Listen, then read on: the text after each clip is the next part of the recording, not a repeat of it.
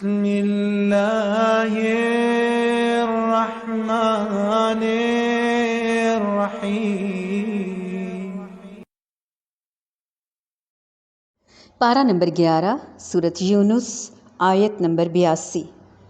اعوذ باللہ من الشیطان الرجیم وَيُحِقُّ اللَّهُ الْحَقَّ بِكَلِمَاتِهِ وَلَوْ كَرِهَ الْمُجْرِمُونَ۔ وَيُحِقُّ اللَّهُ الْحَقَّ بِكَلِمَاتِهِ وَلَوْ كَرِهَ الْمُجْرِمُونَ۔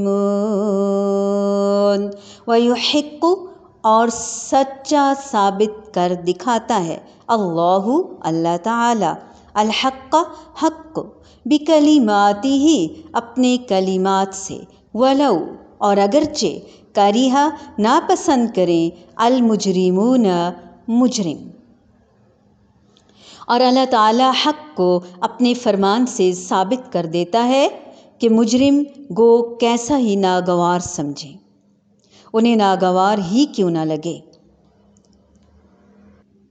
کلمات سے مراد دلائل اور براہین ہیں جو اللہ تعالیٰ اپنی کتابوں میں اتارتا رہا ہے، جو پیغمبروں کو وہ عطا فرماتا تھا، یا وہ معجزات ہیں جو اللہ تعالیٰ کے حکم سے انبیاء کے ہاتھوں سے صادر ہوتے تھے، یا پھر اللہ تعالیٰ کا وہ حکم ہے جو وہ لفظ کن سے صادر فرماتا ہے۔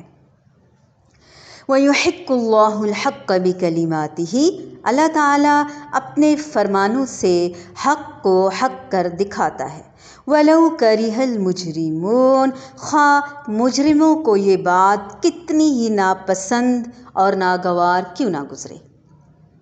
ہمیں اس سے پتہ یہ چلتا ہے کہ جنات اور جادو کا قرآن کے مقابلے میں بالکل بھی زور نہیں۔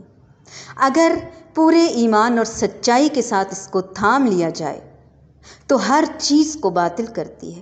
یہ کتنی زبردست آیت ہے کہ جو تم لائے ہو یہ جادو ہے، ما جئتم بہ السحر ان اللہ سیبطل، اللہ تعالیٰ اس کو باطل کر دے گا، یقین دیکھیے۔ ان اللہ لا یصلح عمل المفسدین ویحق اللہ الحق بکلماتہ، اور اللہ تعالیٰ حق کو حق کر دے گا اپنے کلمات کے ذریعے۔ اللہ تعالیٰ کے کلمات کیا ہیں؟ تمام تر کلمات سراسر حق ہیں۔ ہمیشہ حق کو ہی کامیابی ملتی ہے، جادو کو نہیں۔ اس لیے کبھی کوئی شخص جادو کے شبے میں مبتلا نہ ہو، اور اگر کوئی سمجھے کہ واقعی اس پر جادو ہو چکا ہے، کبھی نہ ڈرے، کبھی نہ گھبرائے، کیونکہ اللہ تعالیٰ کا کلام ہے نا۔ الحمدللہ یہ کتاب محفوظ ہے اس کے توڑ کے لیے۔ اصل میں کمزوری ہمارے اپنے اندر ہوتی ہے، ہم اس کو پڑھتے ہی نہیں۔ جب ہمیں کوئی بتاتا ہے کہ قرآن کو پڑھو، گھبرا اٹھتے ہیں اور ساری زندگی کی مصروفیات چھوڑ کر قرآن کیسے پڑھیں، ہمیں مشکل لگتا ہے۔ ہر بیماری کے جانے کا ایک نہ ایک وقت مقرر ہوتا ہے۔ جادو بھی ایک بیماری ہوتی ہے جس میں شیاطین کو استعمال کیا جاتا ہے، تو اس کے لیے کیا علاج ہے؟ اللہ تعالیٰ کا کلام ہی علاج ہے۔ جادو کا توڑ جادو سے نہیں ہو سکتا، ہاں اگر کوئی کرے بھی تو وہ ممنوع ہے۔ اس کا توڑ صرف اور صرف کلام اللہ ہے۔ اللہ کے کلام سے ہی جادو جا سکتا ہے۔ عثمان بن ابی العاص رضی اللہ تعالی عنہ کہتے ہیں، میں نے کہا، اے اللہ کے رسول صلی اللہ علیہ وآلہ وسلم، مجھے اپنی نماز میں ایسی صورتحال پیش آتی ہے کہ مجھے یاد ہی نہیں رہتا کہ میں کیا پڑھ رہا ہوں۔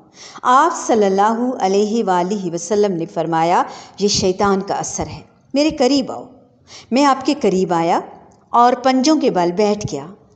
آپ صلی اللہ علیہ وآلہ وسلم نے میرے سینے پر ہاتھ مارا اور میرے منہ پر تھتکارا، تھو تھو کیا، ایسی پھونک جس میں تھوڑے تھوڑے قطرے بھی ہوں، اور فرمایا، اے اللہ کے دشمن نکل جا۔